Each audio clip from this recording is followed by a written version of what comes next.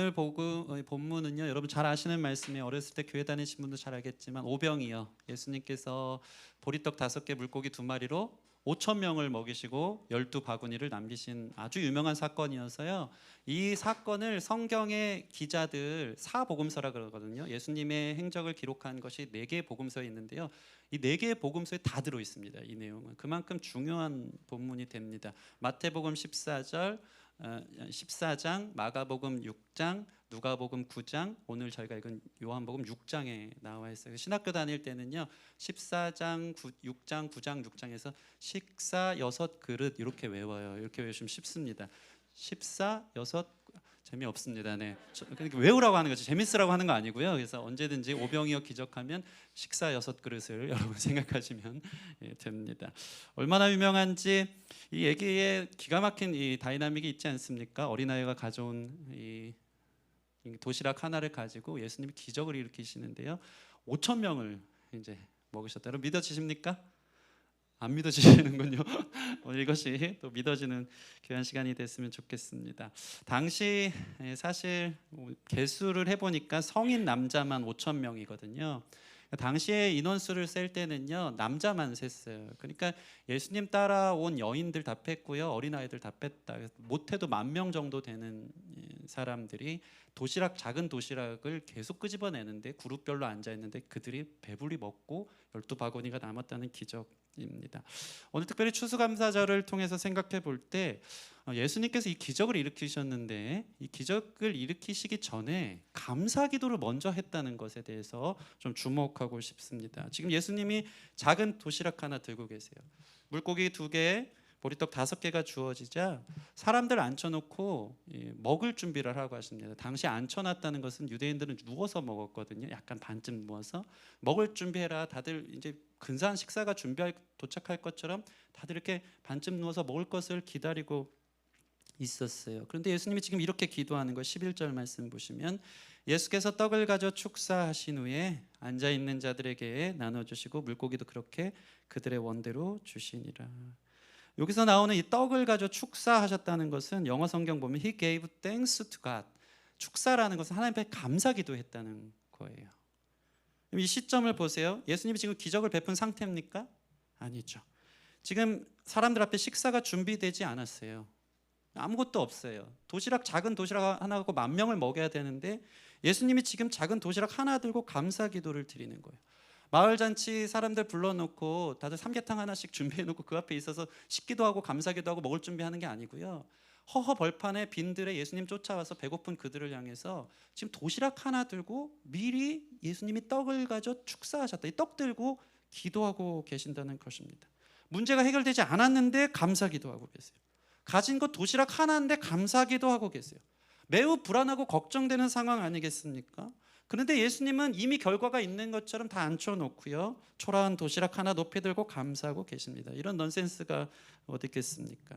예수님 보면요, 근데 늘 이래요. 예수님은 환경과 상황에 따라 자연스럽게 되니까, 뭐가 이루어지니까 감사하지 않더라고요. 늘 선행적 감사를 하십니다. 예수님이 요한복음 11장에서는요 죽은 나사로를 살리시는데요, 기도했더니 나사로가 살아 나왔을 때 하나님 감사합니다, 제 기도를 들어주셔서 감사합니다 하지 않고요, 이미 죽은 지 나흘이 돼서 썩은 냄새가 나요. 무덤 문 열어놓으니까 죽어가고, 이미 죽었고 죽은 게 확인되어져서 썩은 냄새가 나는 무덤이 열렸는데 그것을 향해서 예수님 이렇게 기도하고 계세요. 아버지여, 내 말을 들으신 것을 감사합니다 하고, 상황은 사람이 죽어 있고 문제가 해결된 상황도 아닌데 예수님은 선행적으로 이미 감사하고 있다는 것입니다.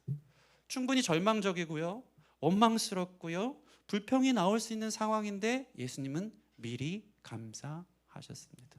따라해 보겠습니다. 선행적 감사, 미리 감사. 어떻게 예수님이 이렇게 하셨을까? 우리 이 감사의 비결을 배웠으면 좋겠어요. 문제가 해결되지도 않았는데 어떻게 감사할 수 있는가?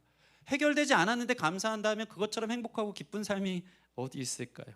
우리는 일이 되고 안 되고에 따라서, 감사의 조건에 따라서 안 됐을 땐 한없이 작아지고 불평하고 원망하고, 뭔가 잘 되면 막 신이 나서 거기에 업되고 하나님 앞에 감사할 때가 많다는 거죠. 그런데 오늘 예수님은요, 돼도 감사 안 돼도 감사 수준이 아니고요, 결과 상관없이 그 전에 감사하셨다는 것입니다. 상황에 따라 이 감사를 빼앗기지 않는 믿음 어떻게 생길까? 오늘 이 예수님을 통해서 배워 나갔으면 좋겠습니다. 그런 자의 삶에 인생의 업다운 때문에 감사하기도 하고 한없이 낮아지기도 하고 한없이 우울하기도 하는 이 패턴들이 아니라 미리 우리의 삶 가운데 주어진 모든 것 가운데 감사할 수 있는 믿음으로 승리할 수 있는 저와 여러분 되기를 바랍니다. 우리가 먼저 하나님 앞에 예수님 앞에 감사할 수 있는 이유는 무엇입니까? 첫째는요, 주님이 계시기 때문입니다. 다시 말해서 주님께 문제를 가져올 수 있어요. 이게 사실은 큰 감사의 내용입니다. 오늘 본문을 보니까요, 예수님께 지금 큰 무리가 오고 있어요. 다른 복음서를 보니까 저녁 때가 됐고요, 아마 종일 무리들이 따라와서 허기진 것 같아요. 빈들에서 이 많은 인원들을 먹일 만한 상황이 아닙니다.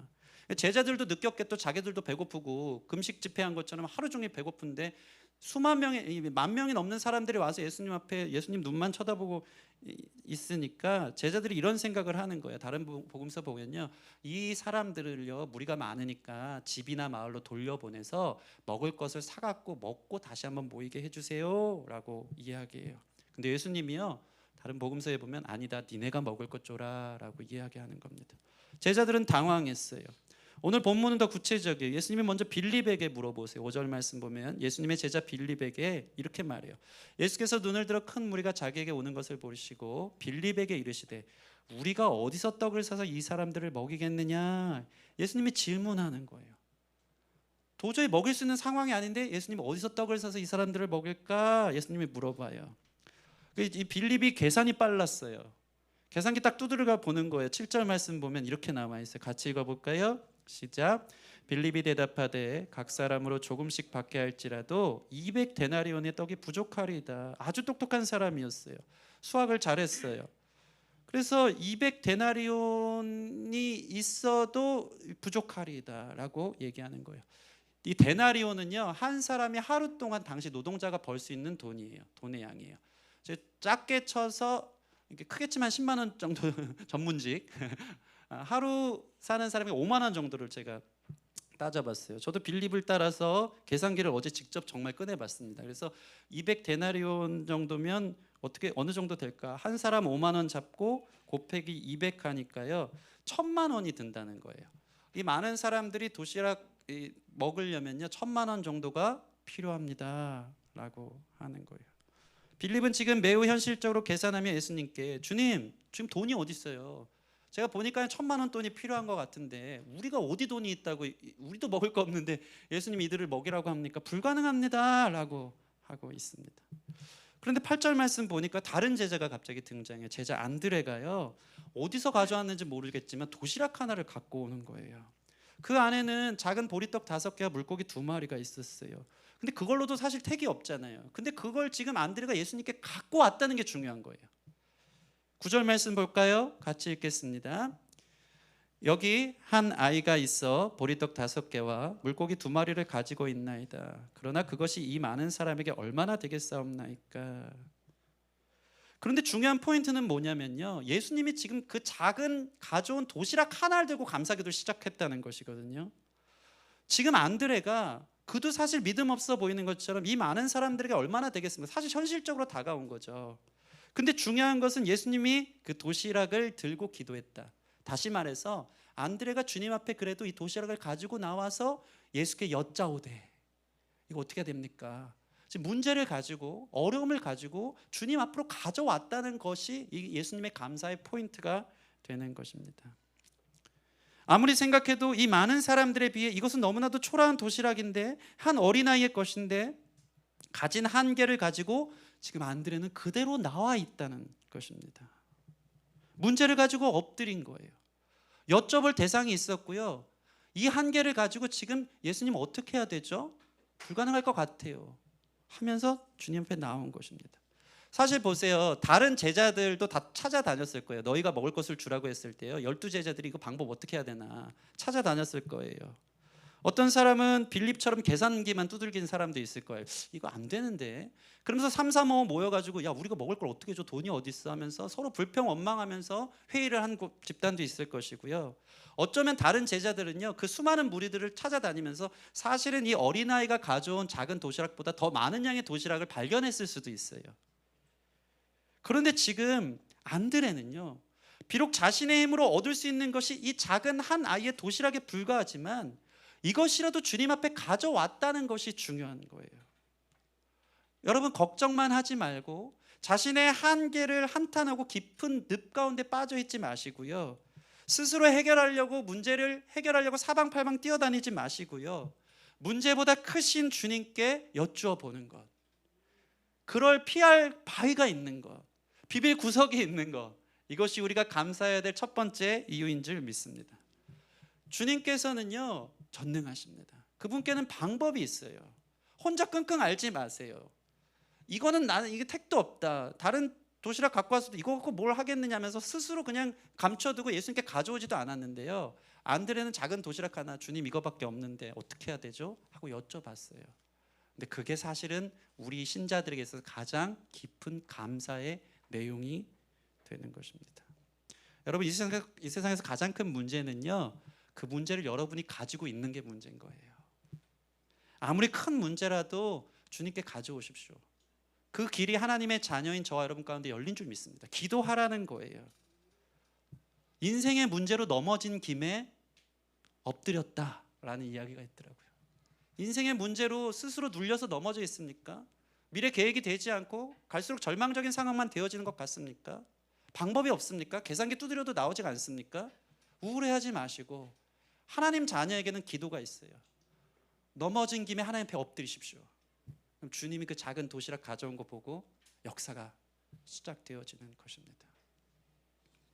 예전에 저는 사역할 때, 사역자도 많이 힘들거든요. 뭐 때문에 제일 힘들까요? 관계 때문에 힘듭니다. 우리 다 그렇죠? 죄인들끼리 만나서 살아가는 게 쉽지 않은데 관계로 인해 힘들고 시험 들고 도망치고 싶을 때가 있었어요. 새로운 사역지에 갔는데 엄청 텃세가 심했고요. 가장 힘들었던 것, 전 사역자와 저를 비교하는 것이 저는 가장 힘들었어요. 전 사역자는 이렇게 했는데 왜 지금 당신은 이러냐, 이게 너무 힘들었어요. 방법이 없었어요. 하나님이 이 자리를 불러주셨는데 너무 답답한 마음에 기도원을 찾아간 적이 있습니다. 기도가 나왔을까요, 안 나왔을까요? 일단 갔는데 기도는 안 나오고요. 푹푹 한숨만 쉬어지는 거예요. 그래도 형식적으로 무릎 꿇고 기도를 찾아가서 주님 어떡하죠 하면서 하나님 앞에 엎드린 적이 있어요. 근데 주님이 갑자기 이 말씀이 생각나게 하는 거예요. 빌립보서 4장에 있는 말씀인데 아무것도 염려하지 말고 오직 기도와 간구로 너희 구할 것을 감사함으로 하나님 앞에 아뢰라. 그리하면 모든 지각에 뛰어난 하나님의 평강이 너희의 마음과 생각을 지키시리라. 이 말씀만 계속 이렇게 되뇌이면서 그 기도만 선포하기 시작했어요. 내 염려를 주님 앞에 던지는 그 길이 있다는 게 얼마나 감사한지 모르겠더라고요. 아무것도 염려하지 말고 그 문제 혼자 끙끙 앓고 있지 말고 안 된다 하지 말고 다만 모든 일에 기도와 간구로 어떻게 하라고요? 너희 구할 것을 감사함으로 하나님께 아뢰라. 그리하면 모든 지각에 뛰어난, 여러분 바둑 1단에게는 보이지 않는 길이 바둑 9단은 다 보이거든요. 우리 예수님 바둑 9단 수준일까요? 천지를 지으신 전지전능한 하나님이요, 모든 지각에 뛰어난 하나님의 평강이 우리 마음과 생각을 지키게 하더라고요. 그래서 두려워하지 않게 됐어요. 무엇보다 감사한 건요, 문제보다 더 큰 하나님을 만난 그 자리가 저는 너무 좋더라고요. 그러니까 걱정 염려가 없고요, 하나님이 내 삶에 관심이 있네, 나를 위로하시네, 말씀 한 방으로 나를 일으키시네. 야, 주님 앞에 기도하겠다고 형식적으로라도 기도원 오길 잘했다. 기도가 안 나오는데 주님 앞에 한숨 섞인 신음밖에 나오지 않았는데 그 상황에서라도 주님이 당신을 찾은 저를 불쌍히 여기사 이 말씀으로 저를 일으키시더라고요. 그래서 그리스도인들에게 가장 큰 특징은요, 무엇이라고요? 하나님 앞에 기도할 수 있다. 그게 큰 감사의 내용인 것입니다. 예전에 이런 얘기 한 적이 있는 것 같아요. 세상 사람들의 노래, 찬송가 중에 이런 찬송가 있어요. 무거운 짐을 나 홀로 지고 견디다 못해 쓰러질 때. 인생이 무겁잖아요. 세상 사람들의 노래는요, 여기서 끝나요. 견디다 못해 쓰러질 때 하면서 끝나요. 근데 이 찬송에 기가 막힌 뒷반전이 있어요. 불쌍히 여겨 구원해 주리 은혜의 주님 오직 예수. 인생의 무거운 짐, 어렵지 않은 사람이 어디 있어요? 이 세상에서는요, 돈으로 해결되지 않는 일들이 훨씬 많더라고요. 돈이 전부라고 하지만요, 우리의 가정, 우리의 자녀, 우리의 관계, 우리 삶의 미래, 행복, 이 모든 부분에 있어서 이 땅의 것으로 해결되지 않는 그 일이 분명히 있는 거예요. 인생은 문제의 연속이에요. 무거운 짐을 나홀로 지고 견디다 못해 쓰러질 대로 끝나지 않길 바랍니다. 왜요? 불쌍히 여기시는 주님이 우리를 기다리시는 거예요. 그 주님 앞에 엎드려 기도할 수 있다면 감사한 거예요. 기도 못하면 어떡한 거예요? 감사할 일도 없는 거예요. 여러분 힘들 때 기도하십시오. 그게 가장 큰 특권이요, 그리스도인 하나님의 자녀된 자들의 가장 큰 감사의 내용인 것입니다. 두 번째, 우리가 어떻게 먼저 하나님 앞에 감사할 수 있을까요? 문제가 여전한데, 해결되지 않았는데. 그 이유는 무엇이냐면요, 우리 삶이 주님 손안에 있기 때문입니다. 옆 사람과 이렇게 인사했으면 좋겠습니다. 당신의 삶이 주님 손에 있습니다. 여러분 보세요. 오늘 이 제자들이요, 사실 이렇게 힘들게 안 살아도 되거든요. 근데 스스로가 주님을 따라와서 이 광야까지 온 거예요. 주님 위해서 살려다 보니까 빈들까지 오게 됐고요. 주님 영광 위해서 주님 어떻게 따라오려 신앙생활 좀 열심히 해보려다 보니까 이런 위기를 당한 거죠. 근데 놀라운 것은 무엇이냐면요, 주님께서 우리를 부르사 주님을 따른 자들 안에서는요, 하나님의 놀라운 계획이 있다는 것입니다. 이게 믿는 사람의 가장 큰 다이나믹한 인생의 모험이더라고요. 여러분 스스로가 자기의 삶을 스스로가 재단해서 피할 바위를 다 만들어 놓는 거예요. 뭐 요 정도는 챙겨 놓고 이 문제가 있을 땐 내가 요렇게 좀 해 놓고 하면요, 거기서 그냥 피해 갈 수는 있을지도 몰라요. 그런데 예수님을 따른 사람들에게 특징은 뭐냐면요, 그렇게 따랐기 때문에 다가오는 고난으로 말미암아 내가 적당히 살았을 때는 겪지 못할 놀라운 하나님의 역사를 맛본다는 겁니다. 이들이 제자가 돼서 주님을 따랐기 때문에 오병이어의 하나님의 채우심의 기적을 볼 수 있었던 거예요. 스스로 예수님 따르지 않았다면 그럴 일도 없었을 것입니다. 예수님이 그래서 이들을요, 일부러 따라온 그들을 향해서 문제 한복판으로 던지세요. 제자들이 분명히 계산을 했잖아요. 이들을 돌려보내세요. 집으로 돌려보내서 도시락 사 먹게 하소 했는데 예수님이 뭐라고 해요? 너희가 먹을 것을 주어라. 문제를 예수님이 주시는 거예요. 이 모든 시나리오가 사실 예수님의 손안에 있었던 거예요. 예수님의 계획 속에 너희가 먹을 것을 주어라. 제자들은 무리를 돌려보내라고 했을 때 일부러 숙제를 내주시는 거예요. 문제 안으로 그들을 넣으세요. 왜요? 계획이 있으니까. 여러분 그래서요, 오늘 말씀을 보면요, 6절 말씀 보실까요? 6절 말씀 같이 읽겠습니다. 시작.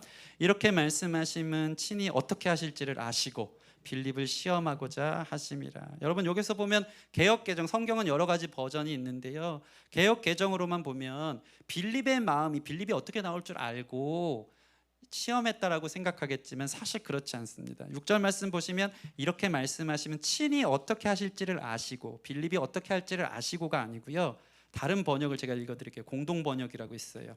이것은 단지 빌립보의 속을 떠보려고 하신 말씀이었고 예수님께서는 하실 일을 이미 마음속에 작정하고 계셨다. 단지 한 사람 빌립을 위해서 준비한 게 아니고요, 이 문제로 제자들을 몰아놓고 이 사건을 통해서 하나님의 역사를 보게 하는 데까지 이미 주님의 계획은 다 알고 있었던 것입니다. 새 번역에서는요, 예수께서는 자기가 하실 일을 이미 잘 알고 계셨다.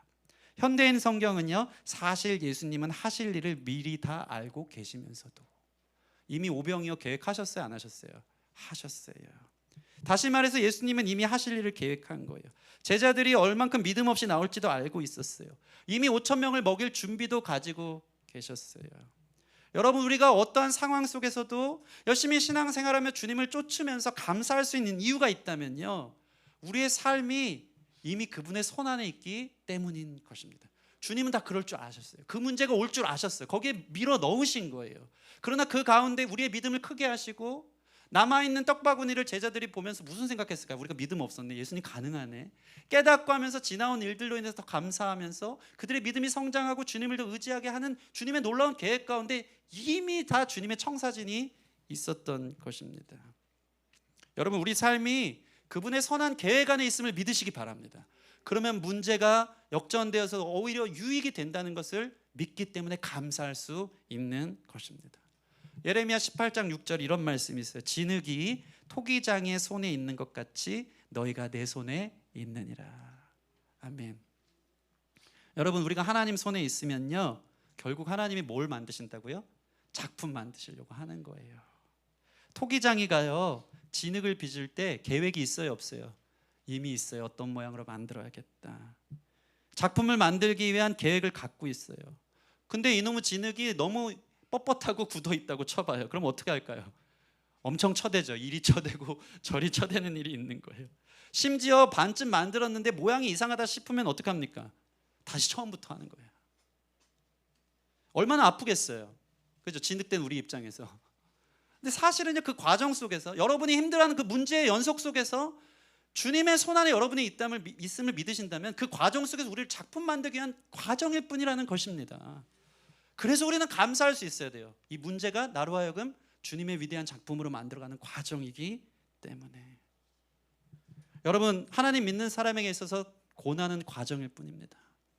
반드시 주께서 계획하신 영광의 면류관과 은혜가 있음을 믿으시기 바랍니다. 그래서 해결되지 않았지만 문제 앞에서 선행적으로 감사할 수 있는 거예요.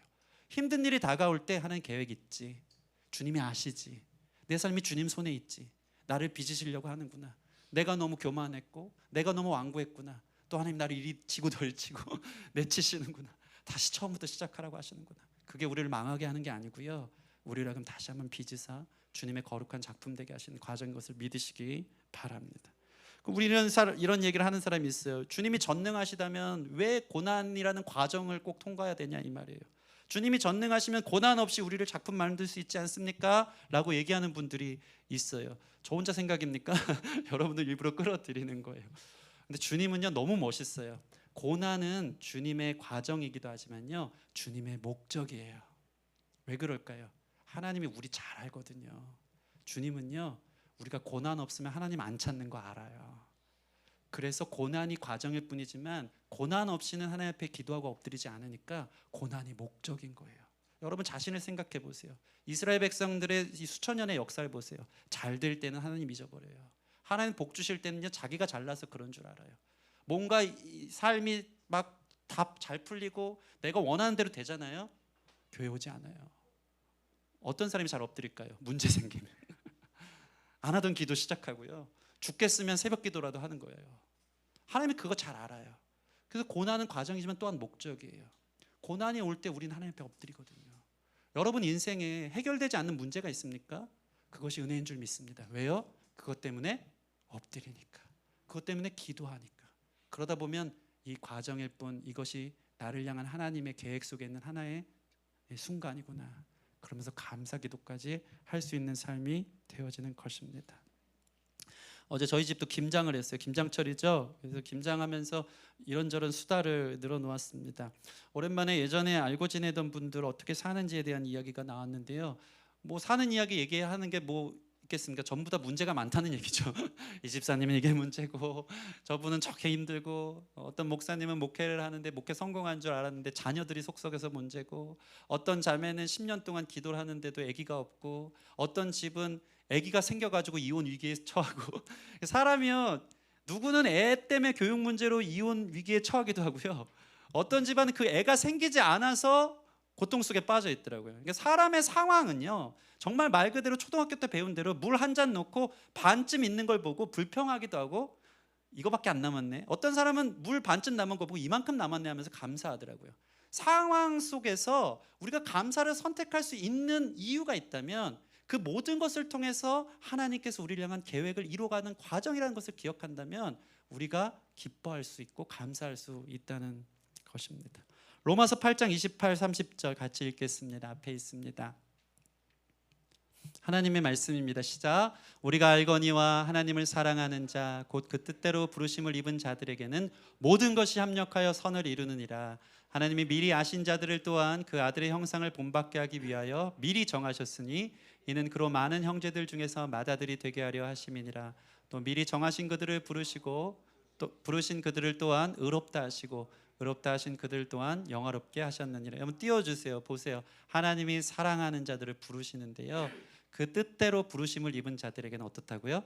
모든 것이 합력하여 선을 이루느니라. 주님의 계획 가운데 여러분 두신 거예요. 그러면서 말씀하시는 게요, 모든 게 계획이 있었대요. 미리라는 말이 엄청 많이 나와요. 하나님이 미리 여러분을 아셨고요, 그리고 미리 정하셨어요, 그 길을. 그리고 그 정하신 그들을 미리 부르셨고요, 부르사 의롭게 하시려고 하셨고, 또 또한 영화롭게 하려는 계획이 있다. 여러분의 삶의 수많은 인생의 문제들 속에서 감사를 선택할 수 있는 이유가 여기 있다는 것을 기억하시고 문제 앞에서 감사할 수 있는 저와 여러분들이 됐으면 좋겠습니다. 우리 마지막으로 예수님 앞에 우리가 감사할 수 있는 이유는 무엇이냐면요, 말 그대로 우리를 구원해 주시는 예수님 때문입니다. 오늘 11절 말씀 보실까요? 11절 말씀 같이 읽겠습니다. 시작. 예수께서 떡을 가져 축사하신 후에 앉아있는 자들에게 나눠주시고 물고기도 그들에게 원대로 주시니라.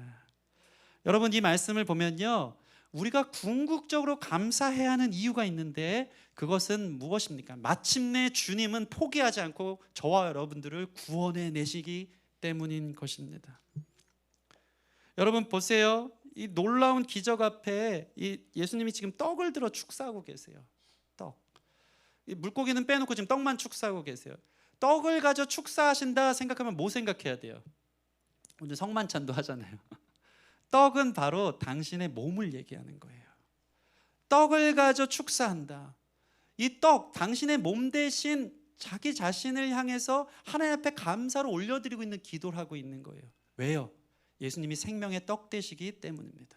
영원히 줄이지 않고 우리를 구원해 주시는 당신 자체가 우리의 생명의 떡이기 때문에 십자가에 당신의 몸을 찢어 우리를 위해 내어주신 이 떡과 같은 존재이기 때문에 예수님은요, 죽음을 앞두고 십자가 앞에 앞두고 마지막 만찬을 마치 우리에게 그림으로 보여주듯이 지금 오병이어 중에 물고기 떼놓고 떡 만들고 감사하는 것은 내가 너희를 위해 죽기까지 십자가에 달려 죽을 거야, 이걸 통해 너희를 반드시 구원해 낼 거야 라는 놀라운 감사의 선언을 보여주고 있는 거예요.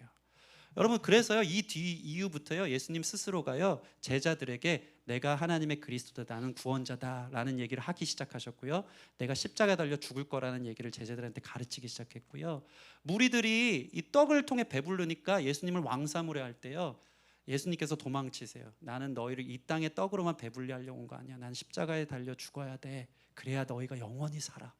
죄로 인해 죽을 수밖에 없는 너희들을 대신에 내가 죽음을 통해서 너희를 영원히 구원해 낼 거야. 나는 생명의 떡이다 라는 말씀이 이 본문 이후부터 나오기 시작하는 거예요. 여러분 한번 생각해 보세요. 이 제자들의 놀라운 이 기적, 수많은 사람들이 오병이어의 기적을 보면서 너무 행복했겠죠. 그리고 예수님이 만들어낸 떡이 얼마나 맛있었을까요? 그거 먹고 배부리 먹고 남은 광주리 보면서 얼마나 기뻐했을지 몰라요. 근데 그 다음 날 그렇다고 해서 계속 배부를까요? 그렇지 않죠. 이 맛있는 떡을 먹고 났는데 그 다음 날 아침에 일찍 일어나면 또 어떤 일이 벌어져요? 우리는 또 배고픈 거예요. 단지 기적만을 갖고 그 문제 해결만을 갖고 주님 옆에 나온다면요, 그 뒤에 첩첩산중으로 인생의 문제는 계속 오는 거예요. 아까 얘기한 것처럼 예수님이 죽은 나사로를 살렸어요. 놀라운 기적이죠. 근데 그렇다고 해서 나사로가 영원히 삽니까? 그렇지 않죠. 무덤에서 살아나온 나사로는요, 예수님을 증거하며 살았겠지만 그도 훗날에는 늙어 죽든가 병들어 죽었을 거예요.